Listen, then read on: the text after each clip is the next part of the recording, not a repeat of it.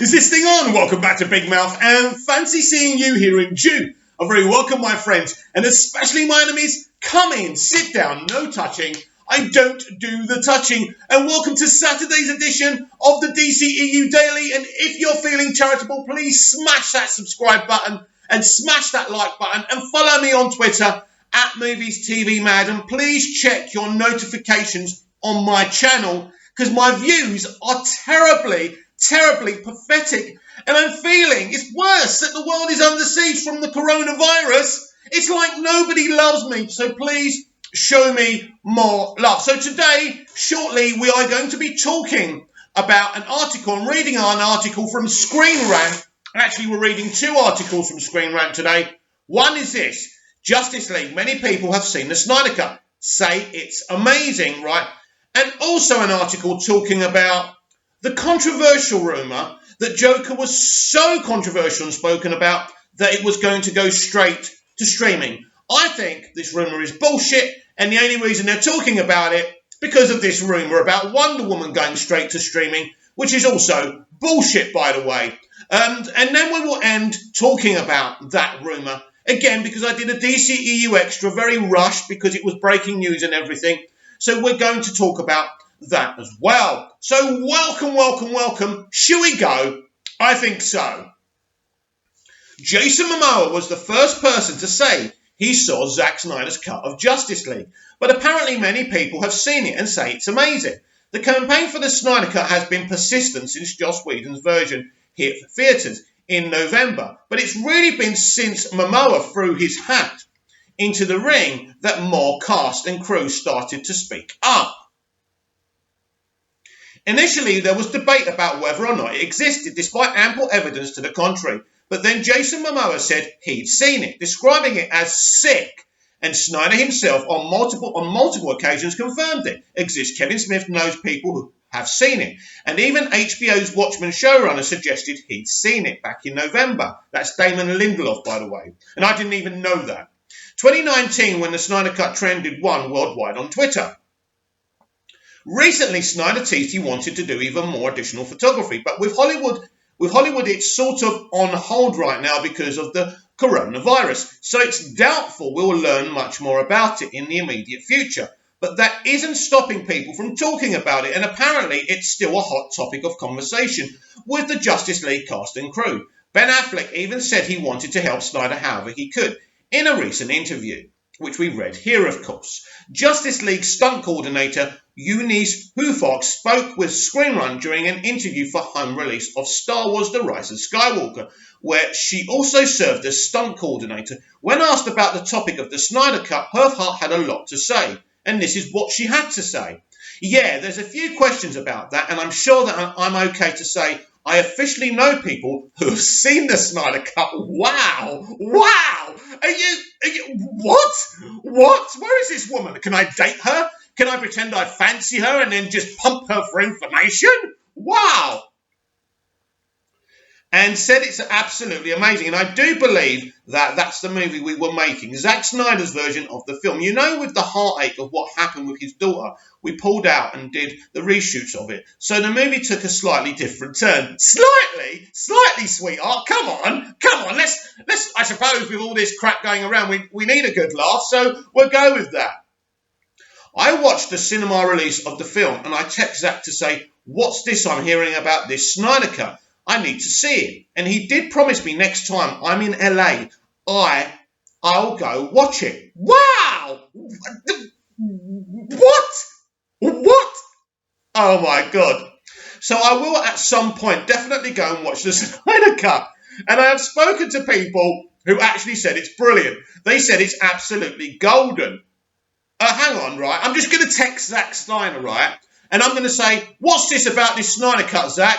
And then maybe he'll go to me, come and see it whenever you want. Of course he's not. These people are connected to Zack. Lucky people. I would give my right eye to see this film. All right. I love my eyes. I probably wouldn't do that. But you know what I mean. With the amount of buzz it's getting, especially recently, it shouldn't be a surprise that crew members like Hufart are texting Snyder to try and get a private screening of the now legendary cut. The stunt crew seems to be especially big fans, Snyder's teases have been heating up recently with his tease about adding additional scenes. He's also been teasing a new official title of Zack Snyder's Justice League.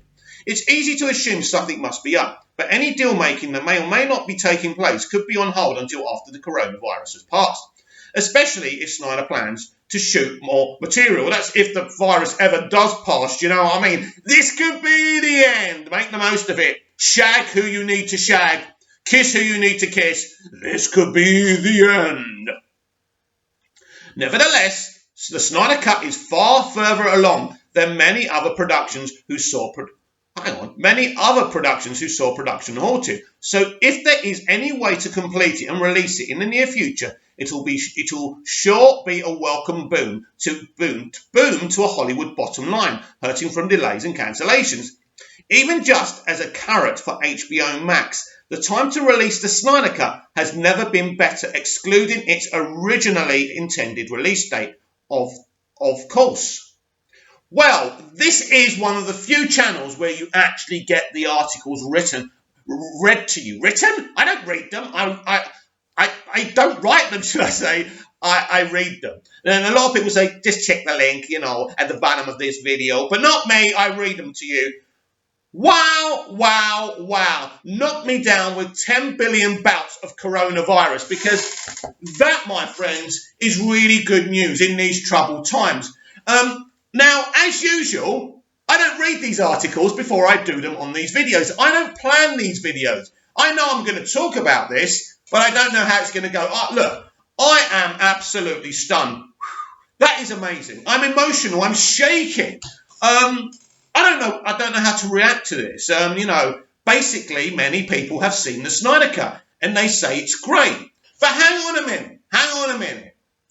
minute, right? We're led to believe that there's more stuff to shoot in this, but they've seen this. So what have they seen? Have they seen the 4-hour rough cut? Maybe they have. Imagine 4 delicious hours of the Snyder Cut. This is very, very interesting. But as the article said, with the coronavirus pretty much sending Hollywood to bankruptcy, could this be an advantageous situation for us in this movement who want to see this? And Zack Snyder, of course, who is more desperate than anyone for us, his fans and DC fans around the world, to see this film. Yes, yes, yes. This is major.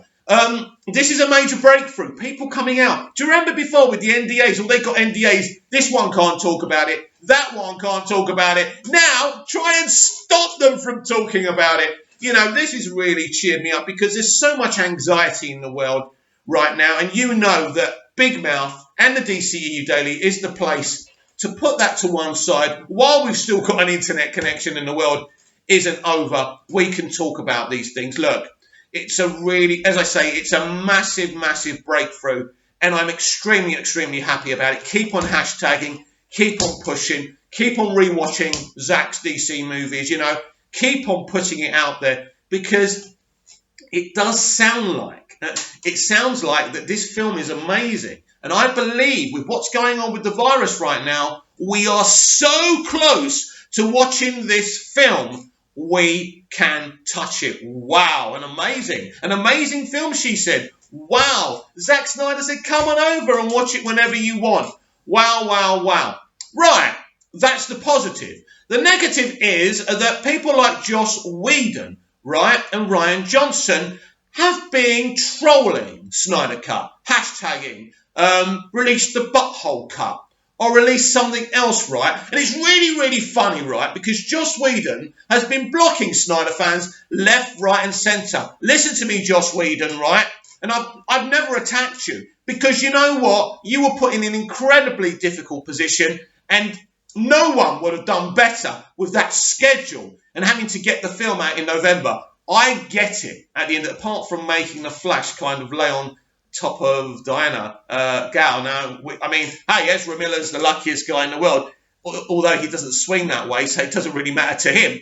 But, ridiculous, I'm a feminist and you're basically doing sexist things like that. What's wrong with you? And he did the same thing in an Avengers movie with Black Widow. Anyway, right, so basically, Joss, when you wave the red rag to the bull, the ball's going to come charging. It's no good squealing and blocking everyone that comes at you. It's not us. You are hurting us. You are literally trolling us and Zack Snyder. And as for you, Rian Johnson, oh, you rebooted. Knives Out, right? Let's get this out there. Knives Out is literally a reboot of Murder, She Wrote. So, Ryan, you've got a lot of powerful friends in Hollywood. Knives Out is basically Murder, She Wrote. End of story. And I'll leave it at there. I'll leave it at that. Basically, The Flash was going to start pre-production in a month's time. And because they were talking to this stunt coordinator who, basically said, Zack said she could watch the Snyder Cut, she is obviously going to be working on the Flash movie as well. And Screen Rant was speaking to her. So this is what Screen Rant have had to say about the delay, obviously to do with the virus.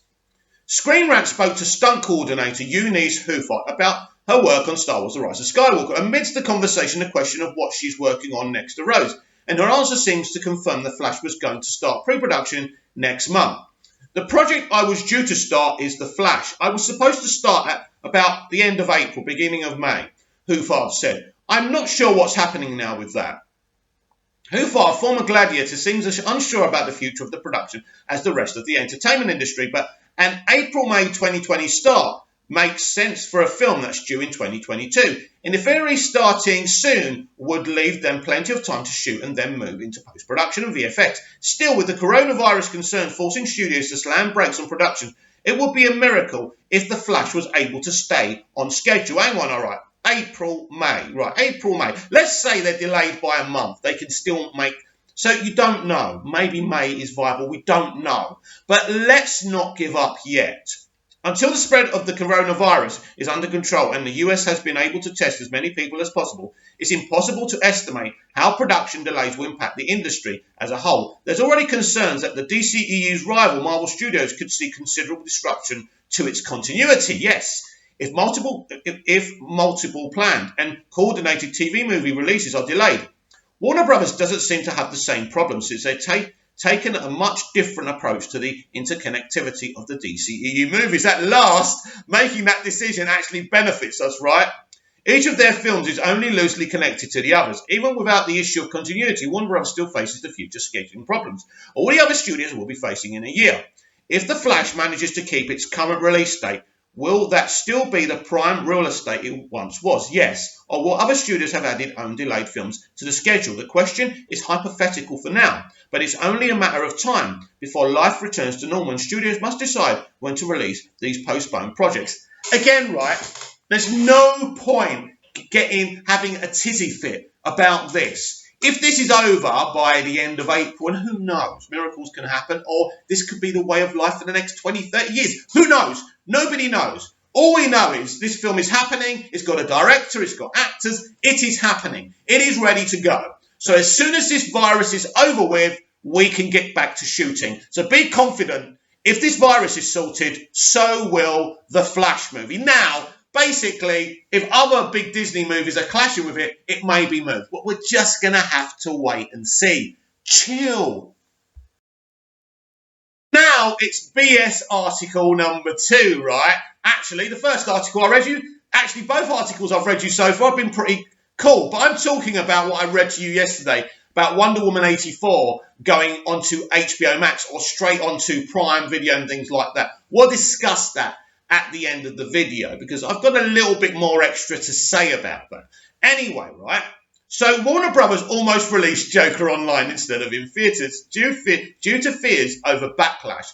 Once upon a time, the theatrical window was considered sacred, but that's been slowly changing for years thanks to the advent of on-demand and streaming.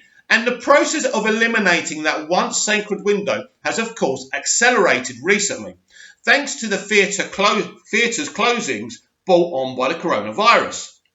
Already, Universal has taken the step of dropping The Hunt in Invisible Man and Emma early as COVID-19 related closing prematurely and their theatrical runs. WB is now following suit by releasing the relative box office disappointment. Birds of Prey, disappointment. They've made about 200 million worldwide, right? Right? It cost, what, 80 million to make? It isn't a disappointment. Always meant to be a small film. But anyway, you carry on. As well as the Ben Affleck drum the way back on digital much sooner than they had originally planned. And now Warner is reportedly considering even more drastic steps of releasing their planned summer blockbuster event film Wonder Woman 84. That is, of course, BS, and we will discuss that at the end of the video. Online, as concerns grow that theatres will not be ready to open by the movie's June release date. Nobody knows. Nobody knows. In their article on the Wonder Woman 84 possibly being launched online instead of in theatres, The Wrap, which basically the Wonder Woman streaming article, which was meant to be an exclusive, and once you know Humberto Gonzalez was involved, you know it's BS. Anyway, The Wrap revealed that last year WB actually considered an online release for one of their other recent big movies, but for very different reasons according to The Wrap source. Oh, I love their sources. The studio at one point considered releasing Joker online instead of putting it out in theatres, out of fear that backlash would hamper the film's box office. Of course, Joker went on to be a massive success with over $1 billion in worldwide grosses. If a film's controversial, what difference does it make if you release it in theatres or you put it on streaming and on demand? It's still going to be controversial, right? It makes no sense. It's a lie. Worries about negative reaction to Joker broke out largely because of the movie's subject matter, which concerned a man named Arthur Fleck, who takes one beating too many from a cruel society and transforms into a vigilante in clown makeup, who goes on to become a media star and an unintentional hero to the disaffected. Given recent mass violence incidents, some believe the violent R-rated film would end up encouraging loner types with guns to take to the streets, like they need, as they need any encouraging, right? And perhaps even shoot up theatres where the film was being shown. Some pointed to the infamous James Holmes Dark Knight Rises shooting in Colorado, an example of the real-life mayhem that might ensue should Joker be released theatrically. However, no violence resulted from Joker, shocker, being released, and indeed, the supposed backlash over the movie, quite frankly, was more of a media-driven thing than anything that reflected public perception of the film. Clearly, though, some people at Warner's bought into the idea that Joker might cause an outbreak of violence, or at very least was not a tasteful film to put out amid concerns over mass shootings. Luckily for the studio, they stuck to their guns and put Joker in theatres, and the result was a lot of money in the till. This is really funny, right? Because say you watch it at home, right, and you're mad. You could get a gun, go out and shoot some people, right? Potentially, right? I'm not telling people to do that. Jesus Christ. But, you know, what difference would it make? It's a lie. Obviously, WB's decision over Wonder Woman 84 is a different thing, as coronavirus is very real, and questions about what to do with the movie's set to release in the next few months are genuine things studios must grapple with, unlike fears of Joker-related violence, which was simply a case of hysteria. What's clear in both cases is that the theatrical window is no longer as sacred as it once was, as studios shift their approach to keep up with the circumstances sometimes beyond their control. Right. This was never going to happen, right? It's simple. This is a quick little debate, a quick little chat. This was never going to happen. It would not be viable. They knew what money they were going to get. They knew they had a bunch of gold bars in this film. Studios know. Once they see a film, they knew how much Birds of Prey was going to make. War Hamada goes, oh, let's just keep Margot happy and quiet, right? Let her do a little feminist men-hate movie. It makes a little bit of profit. It's barely cost nothing to make. And then we see her in the real version of Harley Quinn, which will be in next year's James Gunn's The Suicide Squad. Everyone's happy. Margot's happy. She thinks she's this strong feminist who got the studio to give her what she wants. Walter Hamada's having a laugh in his office, right? Everyone's happy. But this was never, ever going to happen, right? It's as simple as that. Pascal has got more to deal with than Baby Yoda because, look, Warner Brothers have released a beautiful little picture which is between Barbara Manova and Maxwell Lord. It looks brilliant, doesn't it? I've seen the test screening, the 90-minute one. They are electric on screen. Clark Gable and Vivian Leigh, if you've heard of Gone with the Wind, they are amazing together. So Let's read the article. Wonder Woman 84 photos reveal Cheetah and Maxwell Lord together.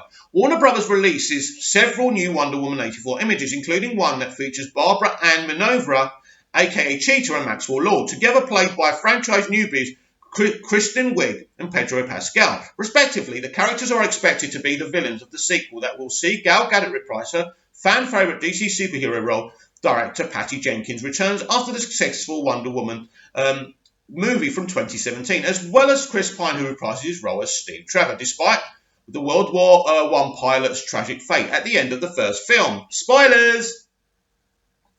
The follow-up movie is confirmed to be another period piece set in the 80s. Wonder Woman 84's narrative will find Diana at the height of the Cold War between the US and the Soviet Union. Initially slated to release last November, Warner Bros. Pushed Wonder Woman 84 to June this year, not due to any production issues, but simply because they always wanted a summer release, like they had for Wonder Woman, as its theatrical release slowly nears its marketing campaign, also ramps up with the release of some high-resolution images. There are a total of 6 Wonder Woman 84 images that were recently rolled out. It's a mix of old and new visuals from the much-anticipated DC Films movie that includes shots of Diana in action as well as her time with Steve. The main takeaway from this batch, however, is the photo of Barbara and Maxwell together, something that fans haven't seen in any promotional material thus far. Check out the stills below. So let's just get another look at that. Then we've got this famous one of Diana dealing with the goons. Then we've got the brilliant Chris Pine and Gal Gadot together there. And basically, these are things that we've already seen, but they've released them and they look amazing. And finally, these two at the bottom, all part of the trailer. We've seen all of these. With certain plot details for Wonder Woman 84 still tightly under wraps, there's so much fans don't know about this narrative, apart from me, that includes this supposed connection between its two main villains. There are a few incarnations of Minerva in the comic books, but universally she's an archaeologist who eventually transforms and takes on the villainous persona as Cheetah. Based on what has been revealed in the movie trailers, it appears that she'll be introduced as a sympathetic figure, even developing relationship with Diana as seen in the movie's first trailer. However, it's safe to assume that a falling out will be in the cards for them. Meanwhile, Maxwell Lord is a powerful businessman. In print, Pascal teased that his character's primary motivation is greed. He's a dream seller who takes advantage of other people's different yearnings in life. Without any given context, it's difficult to gauge what's happening in the new image. Nevertheless, this confirms that Cheetah and Lord are somehow connected. Based on Minerva's body language, it appears as if she's affectionate with Lord, but it's possible that the feeling isn't mutual. This theory fits well with Minerva asking Diana if she's ever been in love before in Wonder Woman 84's trailer. Assuming that there's an unrequited romance involving the pair, it'll be an interesting comparison to Diana and Steve's almost ideal love affair, which fans know will also play central part in the upcoming Warner Brothers project. Yes. And it's very, very exciting, isn't it?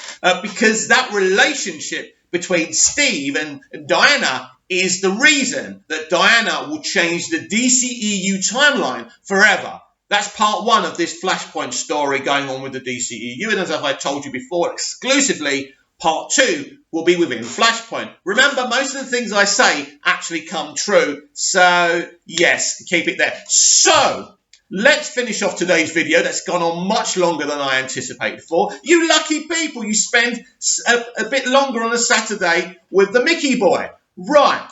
So this whole rumour about this Wonder Woman 84 going straight to VOD, straight to streaming, if it can't make the June date. Bullshit, right? Basically, it is an option. It's an option. Basically, we heard what Charles Roven said. We are going to keep this date as long as possible. And if it's not viable and it's not possible, the things may clear up by then. We're still near the end of March. We've got the whole of April, May. We've got a while till June yet. But you know what's going on here? Media and fans are clamouring for an announcement. They're clamouring for the dramatic announcement Wonder Woman 1984 postponed, more problems for the DCEU. And because Warner Brothers refused to move it till we get closer to that date, people are going to make up some BS. And that's the truth. Now, Humberto Gonzalez is a BS merchant. It's as simple as that.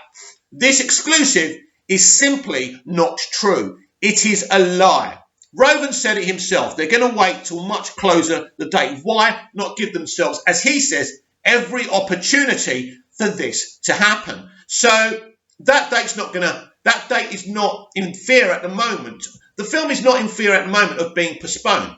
But if we get to June and this coronavirus situation hasn't been dealt with, they will find another date. Now, what they may do is say, we're postponing it and we're just going to wait until this virus is over, then we'll find another date. If this June date can't be met with, it will not go onto video and on demand. And Warner Brothers have made that clear. Now, let me be clear about something else. If that second date can't happen, then if this thing goes on for months and months and months and over a year and a half, they are going to have to release it on demand because it's a cash cow. And as I said yesterday, they can charge, a big boxing box office ticket for this. Watch it once for 90 quid, 50 quid. And you're thinking, Mick, no one's going to pay that. They will. People are desperate to see big superhero tentpole movies. This film will still make the money. But of course they don't want to do that. We want to see it in theatres. They want to see it in theatres. But this article is typical of a bunch of people who have got nothing to talk about because the whole world is shut down. The whole of Hollywood is in development hell right now, and they don't know what to talk about. So basically, take it from me, BS, not happening at this point. But if another date can't be fulfilled, then they would definitely think about, releasing it on VOD and streaming. So comment down below. Are you excited that so many people have seen Zack Snyder's cut of Justice League? I certainly am.